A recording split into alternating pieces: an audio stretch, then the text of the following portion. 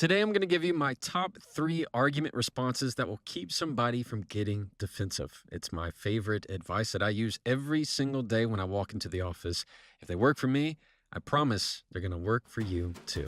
Welcome to the Jefferson Fisher podcast, where I'm on a mission to make your next conversation the one that changes everything.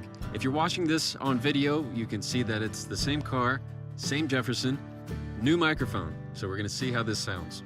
If you enjoy learning tools to improve your communication, I'm going to ask you to follow this channel. And if you would, please leave a review. If you have any topic suggestions or feedback, like feedback on this microphone, I'm going to be looking at them. When things start to get heated in a discussion, and you can tell things aren't going well and temperatures are on the rise, here are 3 responses that you can use right away to help turn a potential argument back down to a conversation. Number 1, you tell them what you agree with. You tell them what you agree with. Now, hear me out. That does not mean you need to agree with a single word of what they said. Instead of focus on the content of the message, instead focus on the subject matter. For example, I agree that this topic is worth discussing. I agree that we need to have this conversation. When they hear the phrase, I agree, it automatically breaks down their wall. Number 2, you tell them what you've learned. You tell them what you've learned. For example, after listening, I've learned that this topic is important to you. When you say I've learned, it makes them feel like they've educated. It makes them feel like they're teaching, and it makes them feel like you're growing in the conversation. It makes them less defensive. Number 3, you tell them what's been helpful. You tell them that they've been helpful. For example, that's helpful to know. It's as easy as that. Thank you for telling me. That's helpful to know. Whenever they hear that phrase, help or helpful, it makes them feel like they've invested in their own mutual understanding, and it makes them less defensive. Now, as you can imagine, I use these phrases all the time because in my profession as an attorney, I deal with conflict every day. I get hired to handle somebody else's conflict. And the crazy part is somebody else hires an attorney of their own to have conflict with me. And so there are multiple ways where I have to use phrases that dampen conversations, that stop things from getting too hot and heated. And these phrases, why I like them so much, is that they help smooth things over. When I can tell someone that I agree with something about what they said, even the topic itself, even though it's surface level, even though it's macro level, just saying that to them calms it down, or what they've been helpful, or I've learned something, or I'm thankful for something. It helps keep the fire down. And too often in my line of work, people want to push and push and push and feel like they can win an argument. Instead, rather than letting them get defensive, I smooth it down.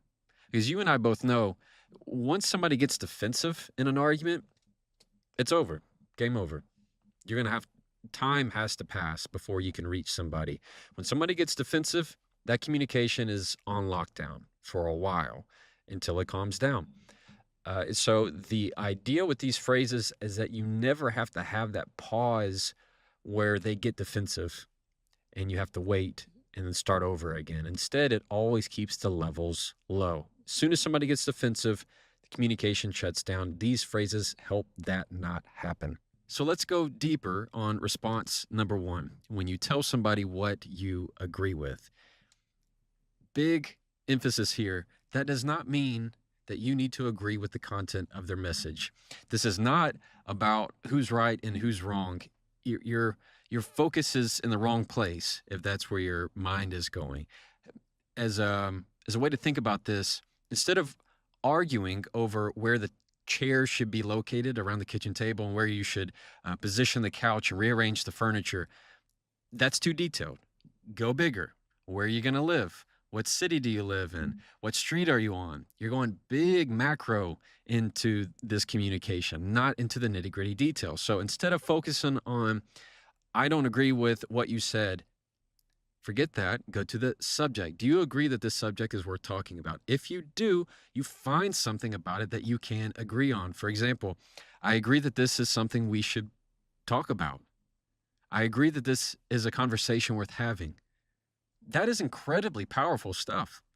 Somebody is trying to talk to you and you can feel that they're getting defensive, and you just calmly say, I agree that this is something we should talk about. I agree that we should talk about this. I agree that this topic is worth discussing.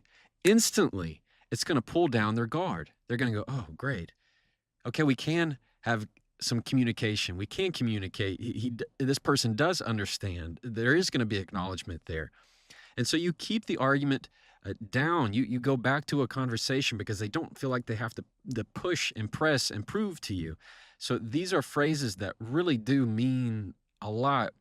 With the disclaimer here, I want to make sure I add this.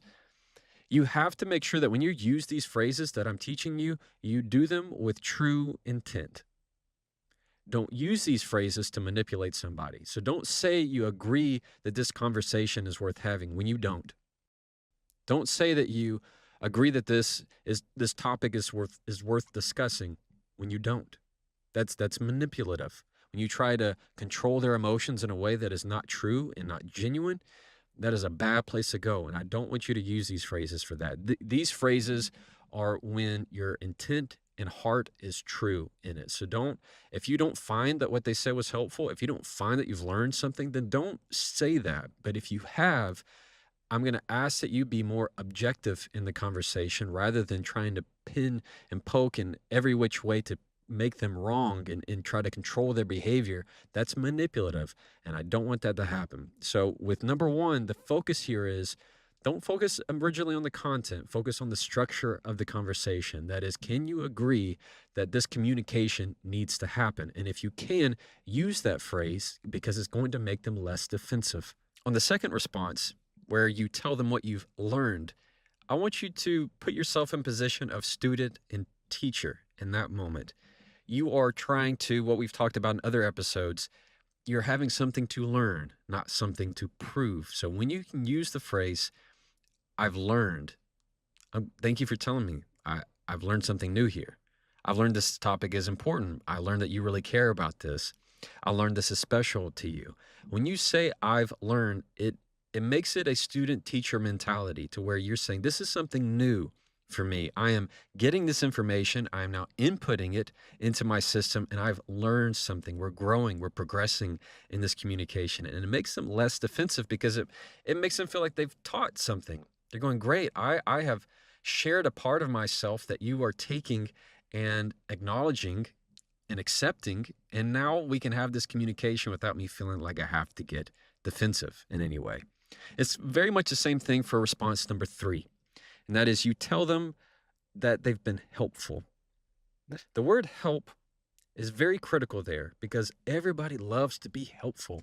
They want to feel like they've been helpful. It makes us feel good if I feel like I've helped somebody else. It makes me feel good if I can help somebody understand more about me or understand more about something else that's important to me. So when you are in that position where they have shared something with you and you can say, that's helpful to know, instantly, it relieves that pressure of them having to feel like they're proving something to you, that they have to get defensive. You're saying, that's helpful for me to know. And so you are telling them you're being helpful to me. They're going, great, awesome. Okay, we can be in this together. I help you, you help me. That way we can communicate. It's that 2 levels of there's understanding and acknowledgement. And when you have that together, that's called connection. And it's an awesome thing. Okay, this is one of my favorite parts of the episode. I get to read an email from a follower. So I have a weekly newsletter where I send a communication tip right to your inbox once a week. And those that are on the newsletter are able to email me and I can email them back and answer any questions. It's a lot of fun for me. And if you're not part of that newsletter, you can easily join. It's for free. It's somewhere there in the show notes below. So I got my other phone here. This one I'm going to pull up real quick. All right, this one is Drew from Denver. Drew says, what's up, Jefferson? Love your content, bro. Thanks, Drew. Appreciate that, bro. He says, hey, I got an issue. There's a guy at work that I work with. He is right across the cubicle from me. It doesn't seem like anything I say goes well, and anything I try to say to make it better does not work. He always seems to get defensive with me. Do you have any advice? Appreciate you.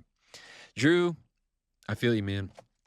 So there are times when you're just wanting to make somebody feel like I'm listening. I'm listening. It does not mean you have to get defensive with me.